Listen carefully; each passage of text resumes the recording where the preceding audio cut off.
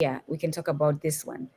Um, the women from whom African women are birthed, Emecha, and correct me if I'm wrong, Emecha Wekati e Africa, heroines of Africa, left behind So, legacies. so that's Siswati. Mm, So Siswati's C is like the Zulu C and the mm, Xhosa C. In fact, all the Nguni C's are, the tongue is on the roof. Wekati, So Emma Kawegati. Emakawegati e Africa. Left behind legacies that have survived 15 centuries of systemic and statutory lies about the lowly societal position of the pre-colonial African woman. The legacies are resurfacing to shine a spotlight on the dethronement of a woman once divine, now reduced to an originator of sin.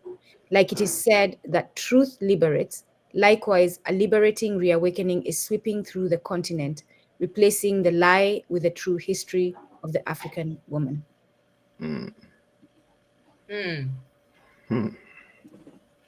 I think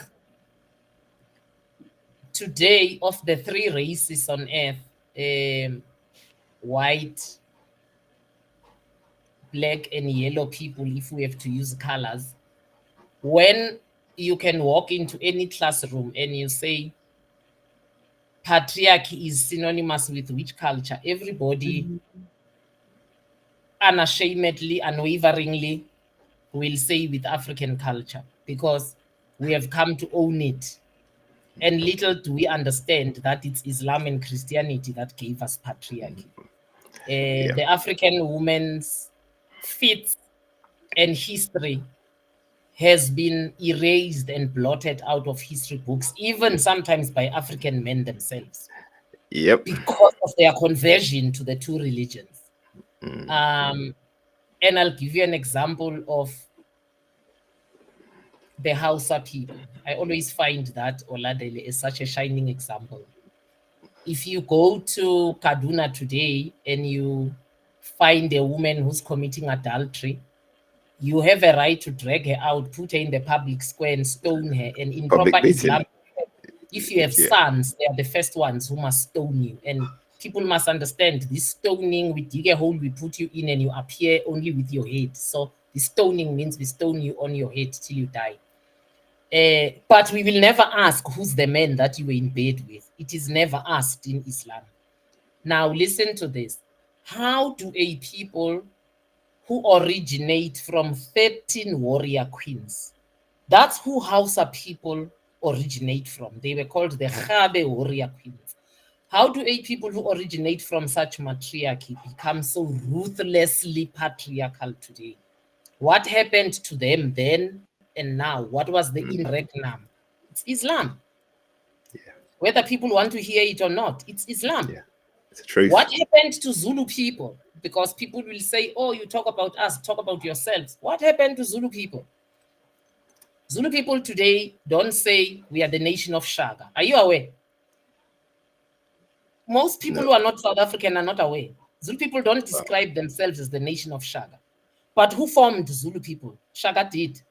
Because Zulu people were a very small enclave compared to Abagadingisoyo. They were called the nation of Batetwa or the nation of Zwide, Amandwandwe, or there were many others. They were the smallest. It is Shaka who attacked the others and grew them into the Zulu nation. But they don't describe themselves as the people of Shaka. They call themselves the people of Mtania. Mtania was a woman.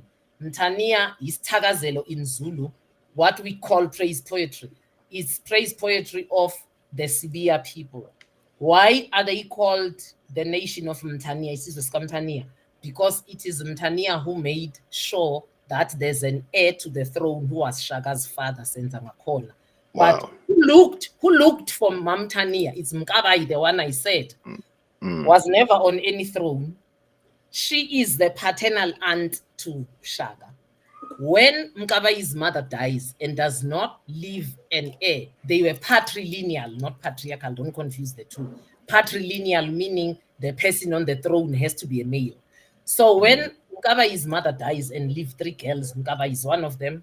Mkabayi realizes, because we are small, all the other big ones will absorb us and eat us in. So we need an heir. But she could see that my father, King Jama, is not in Ndaba, is not interested in women. What does she do? She rises up and goes and look for a wife. Imagine this in today's patriarchy of Zulu people. A woman rises up to go and look for a wife for the king, who is her father, brings the wife home and says to the father, I found you a wife that you will marry, and I have spoken to my ancestors. This wife is the one that will bear the heir. And she did. The name actually means you have done right, Mkabayi, which is what the king said. When that is born, Mkabayi, we have done accordingly. We have done right. Senzangakona gives birth to Shaka.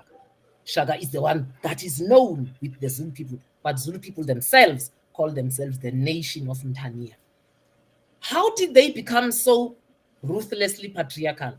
What happened then? Oh, let's start by saying Mkabayi's father had made her and her sisters military commanders. That's why I said she commanded the battalion, Abakulus. And there she goes out to look for a wife for the king. What happened between then and now? Why suddenly now when you say Zulu, you just think of the Zulu might of the men and the patriarchy? What happened? They also converted. Look at the history of their kings and how they describe themselves. Did you see when they were inaugurating their king right now? I couldn't watch that thing. It was so shameful. It was in English. They had a church service. I'm just like, wow, is that where you are today? Mkabayi, if he had to wake up and look at you guys, she'll die again. So what happened to them? Just like Hausa people, religion happened. Change their gender relations. It's the same story. You can go all over our people.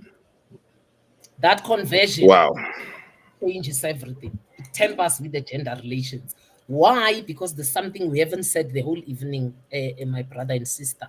It is the belief system that orders the gender relations. Are you aware? I'll say this again. Gender relations of any society are ordered by the belief system. I use belief system with tongue in cheek because in spirituality, we don't believe in belief.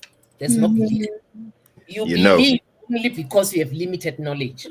Yeah. I sat on the chair I'm sitting on today, not believing it will sustain me. I know it will sustain me. I've sat on it countless times. The chair is I have the knowledge of the chair.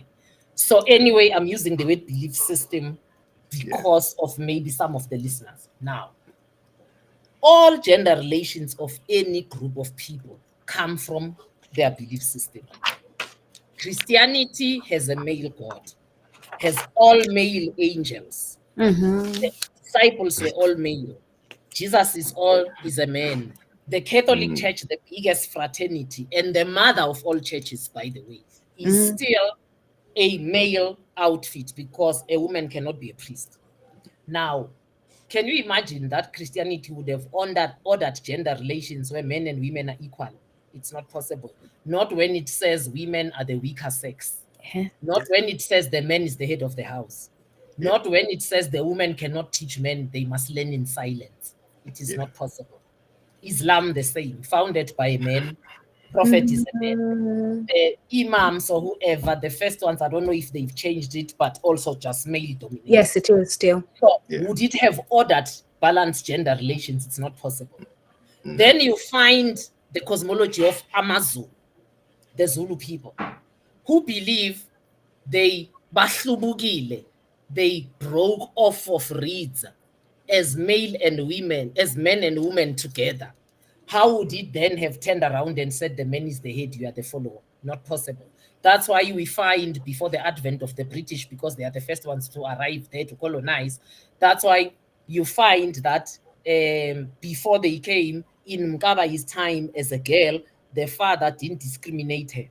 King as she was, she put her and the sisters in charge as military commanders. The father didn't say, how dare you women go and look for a man for me. Today, because they are the ones who started in that day to say we are the nation of Mtania when they see Mtania has brought an heir. The king didn't say, how dare we describe ourselves after a woman. But what has happened today? The religion has happened because they converted to Christianity. So Christianity calls the shots. Now the man is the head. I was gonna say,